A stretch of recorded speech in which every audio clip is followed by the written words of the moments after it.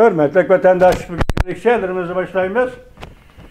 Leksiyada sıra geliyoruz, Washington'da sözleyimiz bugünkü islaha. 2023 yıl 2. ayının 20. günü. Ciddi haber. Ciddi haberimiz şu ki, Amerika Qo'shma Shtatlarning prezidenti Joe Biden 20. günü Ukrayna poytaxti Kiev shahriga ziyoratga keldi. Yani Ukraynaga ziyoratga keldi. Prezident Zelenskiy qizg'in qarshi oldi. Yana bir xabar. Cumhur Xalq Cumhuriyeti Diplomatiya ishxonasi Jumgokom partiyasi Diplomatiya ishxonasining mudiri Wang Yi Moskvaga ziyoratga keldi. Uning ikki vazifasi: birinchisi rayon xarakterlik masalalarni muhokama qilish, ikkinchisi Ukrayna masalasini muhokama qilish deb ko'rsatdi matbuotlarda vatandoshlar. Bugun mushular to'g'risida sizlarga leksiya so'zlaymiz. Tunigan tayyorlagan ikki parcha leksiya bor edi. Uni qani ahvolga qarab so'zlaymiz yoki qoldirib qo'yamiz vatandoshlar. Mavzu mundaq. Ciddi xabar. Amerika Qo'shma Shtatlari prezidenti Joe Biden Kiev shahrini tuyuqsiz ziyorat qildi. Ukraynaga texnik ko'p yordam beradigan bo'ldi. Mavzuli xabar 2. ayning 20. kuni Amerika ovozidan Xitoy til programmasi e'lon qilindi. Xabar bunday boshlanadi.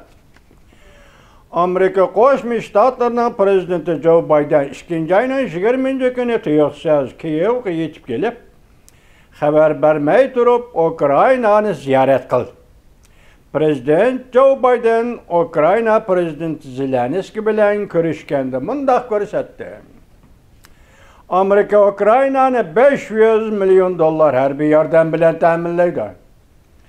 Prezident Joe Biden asli Polshani ziyorat qilmoqchi edi.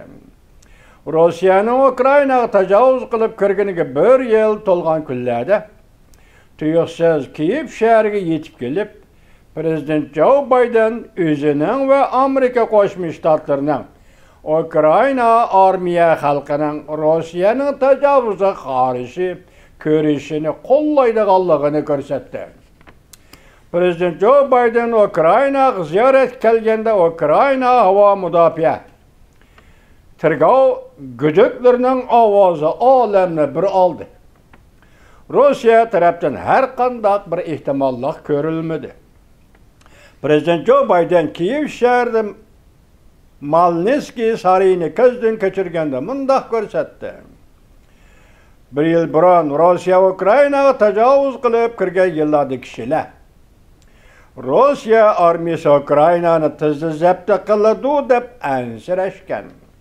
1 yil o'tgandan keyin Kiev shahri yanada qad ko'tarib turibdi. Ukrayna yanada qad ko'tarib turibdi. Demokratiya yanada qad ko'tarib turibdi. Amerika xalqi sizlar bilan bir safda, dunyo xalqi sizlar bilan bir safda deb ko'rsatdi Amerika Qo'shma Shtatlarining prezidenti Joe Biden. Amerika Ukrayna bilan bir safda turdi, hargiz tavranmaydi dedi prezident Joe Biden.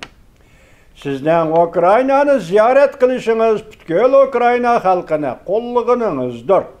Bütün G'arb dunyosi bilan birlikda qo'llaganligingizdir, dedi Ukrayna prezidenti Zelenskiy. Prezident Joe Biden Kiev shahrini ziyorat qilish jarayonida bunday ko'rsatdi. Urush maydoni shafqatsiz, adolatli urush dahi g'alaba qilmadi. Ukrayna to'lagan badal intayin og'ir. Qurbon berish ham shunday og'ir bo'ldi, deb ko'rsatdi prezident Joe Biden. Kelgusida yana og'ir kunlar bor.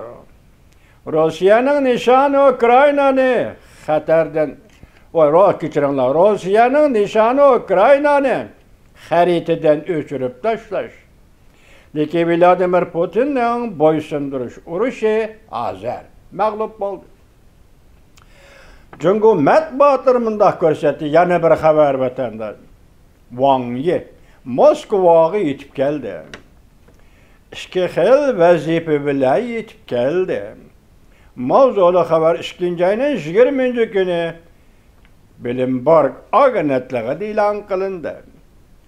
Rossiya matbuotlari Wang Yining Moskvaga yetib kelganligini, Rossiya Tashqi ishlar ministrligining 2-ayning 20 kuni muxbirlarni kutib olish yig'ini o'tkazganligini xabar qildi. Muxbir savol qo'ydi. Bayonotchi Peskov Wang Yi mudir Moskvaga yetib keldi dedi. Dalillab beralamsiz? Qaptusan bu vatandaşlar. Dedim ki muavin prezident Haris Hanım'ın sözünü anlatıman degendim. Vaziyet üstüge vaziyet, ciddilik üstüge ciddilik. Bugün evet buna gel bunu sözüldüm de vatandaş. Şuna bu haberimi toxtab tursa.